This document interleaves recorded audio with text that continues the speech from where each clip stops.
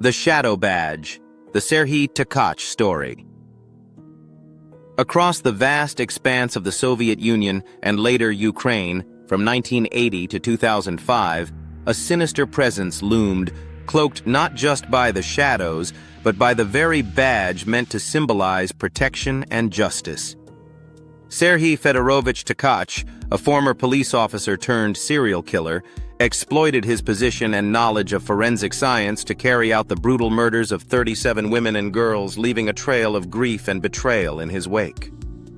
Born on September 15, 1952 in Kiselyovsk, Kemerovo Oblast, in the Russian Soviet Federative Socialist Republic, Serhiy Tkach's early life was outwardly unremarkable. Growing up in a society steeped in the rigors and rigidities of Soviet life, Tkach completed compulsory military service in the Soviet Army between 1970 and 1972. He would later falsely claim to neighbors that he was a veteran of the Soviet-Afghan War, though in reality, he only served the mandatory military service period. Following his discharge from the Army, Tkach pursued studies to become a police officer. Upon graduation, he became a criminal investigator in the city of Kemerovo, where he was initially considered an excellent worker by his department. His superiors held him in such high regard that he received a recommendation for admission to a Ministry of Internal Affairs intelligence agency school.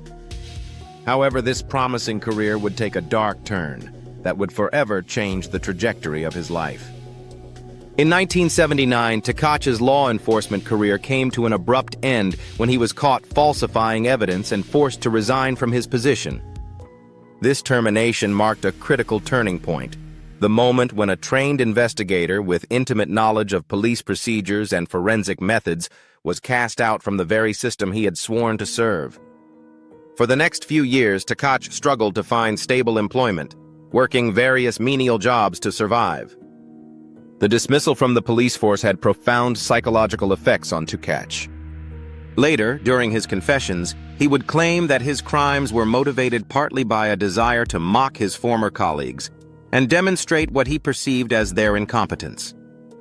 His intimate knowledge of criminal investigation procedures would prove to be a deadly advantage in the years to come. In 1982, seeking a fresh start, Tkach moved to the Ukrainian Soviet Socialist Republic, where he remarkably managed to secure another position as a police investigator in Dnipropetrovsk Oblast. This hiring represents a catastrophic failure in background checking procedures.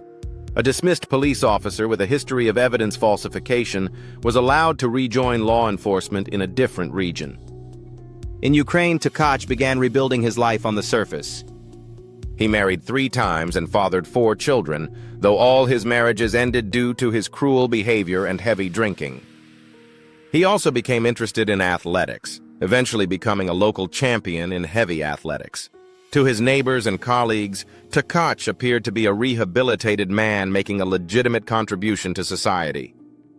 In 1984, just 2 years after Tkach's arrival in Ukraine, young women and girls began to noticeably disappear across Dnipropetrovsk Oblast, Kharkiv Oblast, Zaporizhzhia Oblast, and Crimea in eastern Ukraine, all areas near where Tkach lived and worked. The timing of these disappearances, coinciding with Tkach's placement in Ukrainian law enforcement, would later prove to be no coincidence. Tkach's victims were predominantly female children and young women aged between 8 and 18. His method was brutally consistent. He would skillfully press on their carotid artery until they died, often raping them both before and after death. This necrophilic behavior demonstrated the depths of his psychological depravity and complete dehumanization of his victims. Using the extensive knowledge he had gained during his time as a criminal investigator, Tkach became a highly efficient and methodical serial killer. His expertise in forensic procedures allowed him to systematically eliminate evidence and mislead the very colleagues who were investigating his crimes. After satisfying his murderous urges, Tkach would meticulously clean each crime scene, removing semen and erasing footprints.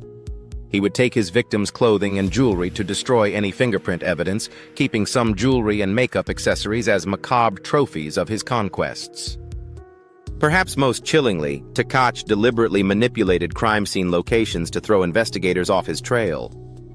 He would often choose victims near railway lines that had been recently treated with tar, knowing that the strong chemical smell would confuse police dogs and prevent them from tracking his scent. After committing his crimes, he would escape along these same railway tracks, using his knowledge of police tracking methods against the investigators themselves. Tkach's strategic placement of bodies was equally calculated.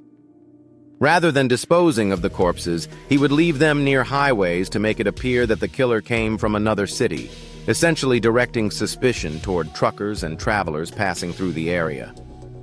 This geographical misdirection was a deliberate attempt to fragment the investigation across multiple jurisdictions and prevent authorities from recognizing the connected nature of the crimes.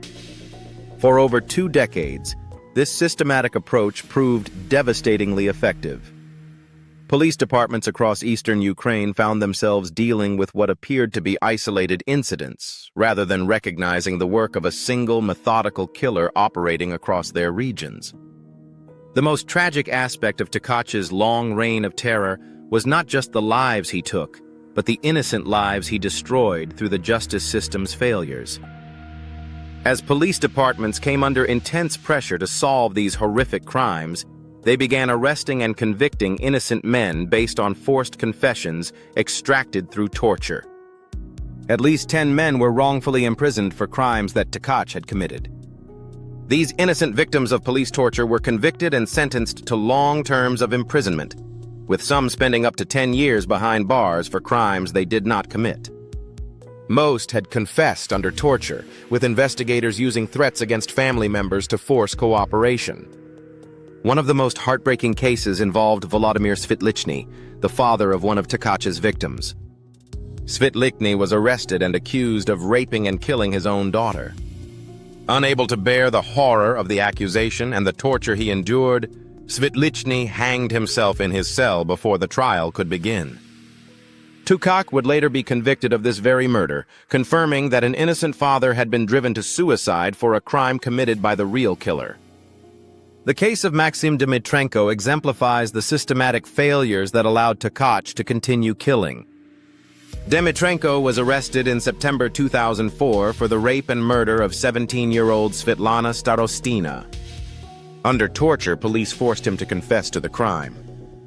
He later recounted, "I said no, which was my big mistake as the police took me back to my cell for more torture until I told the prosecutor that I did it."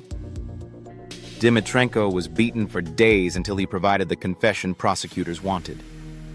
He was sentenced to prison and remained incarcerated for 8 years, 6 of those years after Tkach had already confessed to Starostina's murder. Only in 2012, when a television station highlighted his case, was Dmytrenko finally released, having lost nearly a decade of his life to a miscarriage of justice. Other victims of wrongful conviction included Vitalia Kayira, who served 5 years, Mykola Demchuk, who served 5 years, Yakiv Popovich, who was only 14 years old when sentenced to 8 years, Mykola Marasenko, who served 3 years, and Serhiy Korshun, who endured 15 years of imprisonment. Threats against 23-year-old Viktor Kayira's wife and infant daughter were used to force his cooperation and false confession. Tkach's downfall began with an act of stunning audacity that would ultimately expose him. In August 2005, he attended the funeral of one of his most recent victims, a 9-year-old girl named Katya, who was the daughter of one of his own friends. Tkach had grabbed the child while she was playing with 4 other children, marking a dangerous escalation in his choice of victims. At the funeral, Tkach's presence proved to be his undoing. The children who had witnessed Katya's abduction were also in attendance, and they recognized Tkach as the man they had seen with their friend shortly before her death. This eyewitness identification by the children provided police with the breakthrough they had been seeking for over 2 decades. With this crucial information, police moved quickly to arrest Tkach at his home in Polohi. When officers arrived at his door, Tkach offered no resistance. In fact, he reportedly told them that he had been waiting for them for 25 years, a statement that suggested both relief at finally being caught and pride in having evaded capture for so long. Upon his arrest, Tkach immediately confessed not only to Katya's murder, but to a staggering number of additional crimes. He claimed to have killed over 100 people during his 25-year reign of terror, though investigators were able to definitively link him to 37 murders. In a display of his arrogance and psychological instability, Tkach actually demanded the death penalty for his crimes. Tkach provided detailed accounts of how he committed the murders, descriptions that perfectly matched the crime scenes and evidence that investigators had been puzzling over for years. His confessions confirmed that he had been personally responsible for crimes that had terrorized multiple regions and destroyed countless families. The motives Tkach provided for his crimes evolved during his interrogations. Initially, he claimed that he felt an intense hatred for women because of the way his 3 wives had treated him. However, acquaintances and investigators noted that he had never shown any overt signs of misogyny in his daily interactions. Later, Tkach admitted that his primary motivation was to mock his former police colleagues and demonstrate what he perceived as their incompetence. This explanation aligned with his psychological profile as someone who harbored deep resentment about his dismissal from the force and sought to prove his superiority over those who had rejected him. Ultimately, investigators and psychologists concluded that Tkach perpetrated these serial killings primarily for pleasure. The systematic nature of his crimes, his collection of trophies, and his meticulous efforts to avoid detection all pointed to someone who derived satisfaction from the act of killing and the intellectual challenge of evading capture. Tkach's trial began in 2007 and lasted a full year, becoming a national sensation that gripped Ukraine. The proceedings were conducted behind closed doors to protect the rights of victims' relatives, but details of the horrific crimes emerged through court documents and testimonies. During his trial, Tkach displayed an unsettling combination of arrogance and calm.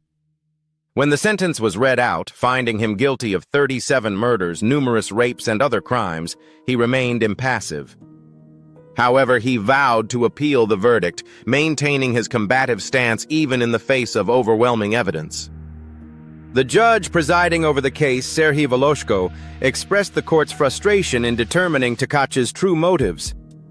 "No one has been able to determine the motives for his actions," he stated after the verdict. He first said he wanted revenge on women as his wives had mistreated him. The explanation then became simple sexual pleasure. In December 2008, Tkach was sentenced to life imprisonment. Ukraine had abolished the death penalty in the years following independence from Soviet rule, a requirement for membership in the Council of Europe human rights body. Had capital punishment still been available, there is little doubt that Tkach would have faced execution for the magnitude of his crimes. Tkach was sentenced to serve his life term in prison number 8 of Zhytomyr Oblast, where he would spend his remaining years. However, even his imprisonment would generate shocking headlines that demonstrated the enduring fascination and horror surrounding his case. In 2015, Tkach married Elena Bolkina, a woman 40 years his junior who had become infatuated with him after reading a media interview about his crimes. Bolkina was just 23 years old when she married the 63-year-old serial killer. Ironically, she was exactly the type of young woman who could have been one of his victims. In a 2018 Netflix documentary titled Inside the World's Toughest Prisons, this bizarre relationship was revealed to have produced a daughter. Ukrainian prison regulations allow for conjugal visits according to human rights provisions, and in 2016, Elena gave birth to Tkach's child, a daughter named Elizaveta, whom Tkach would never meet outside of prison walls. Elena's attraction to Tkach represents a documented psychological phenomenon known as hybristophilia, a condition where individuals become sexually attracted to those who have committed serious crimes. In disturbing interviews, Elena stated, "I am not scared by his conviction. It's good that women are scared of him. If that's the case, there is less competition for me." Even more chilling was Elena's admission that she would have helped Tkach bury his victims' bodies if he had asked her to do so. This statement revealed the dangerous psychological dynamic at play and raised questions about the ethics of allowing such relationships to develop and flourish within the prison system. Elena attempted to secure early release for her husband, and claimed they hoped to live out their remaining years in eastern Russia. The prospect of Tkach potentially gaining freedom remained a source of concern for law enforcement and victims' families, though his advanced age and life sentence made such an outcome unlikely. On November 4, 2018, Serhiy Tkach died in prison number 8 of Zhytomyr from heart failure at the age of 66. His death brought an end to one of the most notorious criminal careers in Ukrainian history, but it also opened old wounds for the families of his victims and highlighted ongoing problems with the justice system. When Tkach died, none of his relatives claimed his body, a final testament to the complete rejection he faced from his family. He was buried on November 7, 2018, by prison staff in an unmarked grave, a lonely end for a man who had caused immeasurable suffering to so many families. Even in death, Tkach's legacy continued to highlight systemic problems within Ukraine's criminal justice system. Despite his arrest and confession in 2005, many of the men wrongfully convicted of his crimes remained in prison for years afterward. The slow pace of exonerations revealed deep institutional resistance to acknowledging and correcting these miscarriages of justice. The case prompted limited reforms within Ukrainian law enforcement, but critics argued that no real lessons had been learned from the Tkach miscarriages of justice. The introduction of a new criminal procedure code in 2012 theoretically made convictions based solely on confessions extracted through torture impossible, but many prisoners remained behind bars despite equally strong grounds for suspecting grave injustices. Human rights organizations continued to advocate for legislation that would allow judicial review of cases where convictions were based primarily on confessions obtained through illegal means. However, Ukrainian legislators showed little urgency in addressing these systemic problems, leaving many innocent prisoners to serve life sentences for crimes they did not commit. Tkach's case also highlighted the need for better background checking procedures and inter-regional communication within law enforcement. The fact that a dismissed police officer was able to secure another law enforcement position in a different region demonstrated critical gaps in the system that could potentially be exploited by future criminals. From a psychological perspective, Tkach's case offers disturbing insights into the mind of a serial killer who combined professional knowledge with psychopathic tendencies. His ability to compartmentalize his crimes while maintaining professional relationships and family connections demonstrated the sophisticated nature of his psychological dysfunction. The methodical nature of his crimes, combined with his collection of trophies and strategic crime scene manipulation, marked him as an organized serial killer who derived intellectual satisfaction from outwitting law enforcement. His resentment toward his former colleagues added a personal vendetta element that intensified his motivation to commit crimes and avoid detection. Sociologically, Tkach's crimes occurred during a period of tremendous upheaval in the former Soviet Union. The collapse of communist authority, economic instability, and social transformation created conditions where criminal activity could flourish and institutional responses were often inadequate or corrupted. The true victims of Tkach's crimes were not just the 37 women and girls whose lives he took, but also their families, who endured decades of uncertainty and grief. Many families never received closure, as their loved ones' bodies were never found or properly identified.